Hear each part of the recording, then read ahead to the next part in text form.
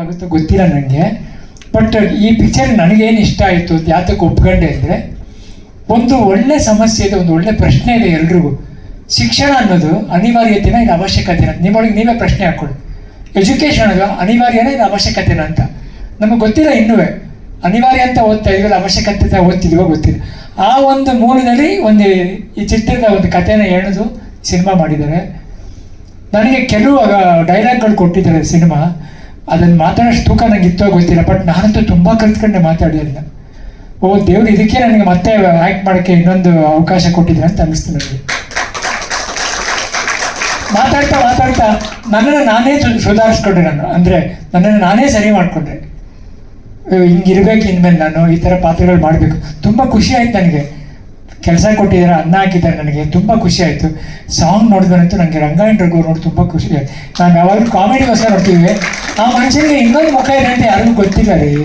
ಎಂಥ ಪಾರ್ಟ್ ಮಾಡಿ, ಏನು ಕಣ್ಣನ್ನೇ ಅವ್ರ ಹಾಡು ನೋಡಿ. ಈ ಹಾಡು ನೋಡಿ ನಾನು ಹೇಳಿದೆ ಮೊದಲು, ಈ ಹಾಡನ್ನ ಎಲ್ಲ ಕಡೆ ಬಿಡಿ, ನೀವು ತುಂಬ ಫೇಮಸ್ ಆಗುತ್ತೆ.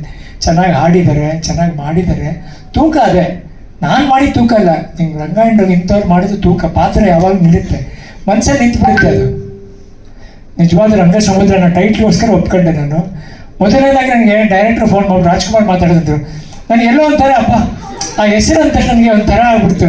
ಹೆಂಗಿದೆ ನೋಡಿ, ನನಗೆ ಸ್ಟ್ರೋಕ್ ಎಲ್ಲ ಆದ್ಮೇಲೆ ಮೊದಲನೇ ಪಿಕ್ಚರ್ ಬಂದು ಅಮ್ಮನ ಮನೆ ಬಂತು. ಅವಾಗ ಪಿಕ್ಚರ್ ಹೆಸರು ನನಗೆ ಅಮ್ಮನ ಮನೆ. ನಮ್ಮ ಅಮ್ಮನೇ ಕಳ್ಸ್ಕೊಟ್ರೆ, ನಮ್ಮ ಅಮ್ಮ ತೀರೋಗಿ ಸ್ವಲ್ಪ ದಿನ ಆಗಿತ್ತು. ಇದು ರಾಜ್ಕುಮಾರ್ ಅವ್ರು ಮಾಡ್ತಿದ್ದಾರೆ ಡೈರೆಕ್ಟರ್ ಅಂತ ಖುಷಿ ಆಯ್ತು. ಆಮೇಲೆ ಪುನೀತ್ ರಾಜ್ಕುಮಾರ್ ಅವ್ರು ಮಾಡಬೇಕಾಗಿತ್ತು, ಅವ್ರು ಕೇಳಿದ್ರಂತ ಇನ್ನೂ ಖುಷಿ ಆಯ್ತು ನನಗೆ. ಆಮೇಲೆ ಅವ್ನ ಫೋಟೋ ಹಿಡ್ಕೊಂಡು ಅಂದರೆ ಅವನು ಇದ್ದಾರೆ ಈ ಟೈಮಲ್ಲಿ ಇದ್ದಂಥ ಸಮಯದಲ್ಲಿ ಮಾಡಿದ್ದೀವಿ ಅಂತಲೇ ಈ ಸಿನಿಮಾ. ಅಂದರೆ ನಾನು ಮಾಡೋ ಪೋರ್ಷನ್ಸ್ಗಳೆಲ್ಲ ಅಪ್ಪು ಇನ್ನೂ ಬದುಕಿದ್ದಾರೆ ಅಂತ, ಅಂದರೆ ಅವ್ರು ಇದ್ದ ಕಾಲದಲ್ಲಿ ಮಾಡಿದಂಥ ಒಂದು ಸಿನಿಮಾ ಆ ಥರನೇ ಬರುತ್ತೆ. ಅದಕ್ಕೆ ಅವ್ನು ಎಲ್ಲೇ ಹಿಂದಕ್ಕೆ ಯಾವ ಶಾರ್ಟಲ್ಲಿ ನೋಡಿ ಅಪ್ಪು ಶಿವಣ್ಣ ಅವ್ರು ಇದ್ದೇ ಇರ್ತಾರೆ. ಇದೊಂದೊಂಥರ ನಮ್ಮ ಕುಟುಂಬ ಜೊತೆ ಆ್ಯಕ್ಟ್ ಮಾಡ್ದಂಗೆ ಆಯ್ತು ನನಗೆ. ತುಂಬ ಥ್ಯಾಂಕ್ಸ್ ಅಪ್ಪ, ಒಂದು ಒಳ್ಳೆ ಅವಕಾಶ ಕೊಟ್ಟರೆ ನಾನು ಯಾವತ್ತೂ ಮರೆಯಲ್ಲ.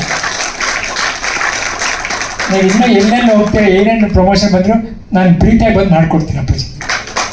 ನನ್ನ ಕರ್ತವ್ಯ, ನನ್ನ ಕೆಲಸ ಅದು. ತುಂಬ ಖುಷಿ ಆಯ್ತು ಅಪ್ಪಾಜಿ. ಅದೊಂದು ಸಾಂಗ್ ನೋಡಿದ್ರೆ ಸಾಕು ಅನಿಸ್ತು, ಈ ಸಿನಿಮಾದಲ್ಲಿ ನಾನು ಇದ್ದೀನಿ ಅಂತ ಖುಷಿ ಆಯಿತು. ಒಳ್ಳೇದಾಗಲಿ ಅಪ್ಪಾಜಿ, ಇಡೀ ತಂಡಕ್ಕೆ, ಇಡೀ ಸಿನಿಮಾ ರಂಗಕ್ಕೆ, ಇಡೀ ಸಿನಿಮಾ ತಂಡಕ್ಕೆ ಒಳ್ಳೇದಾಗಲಿ.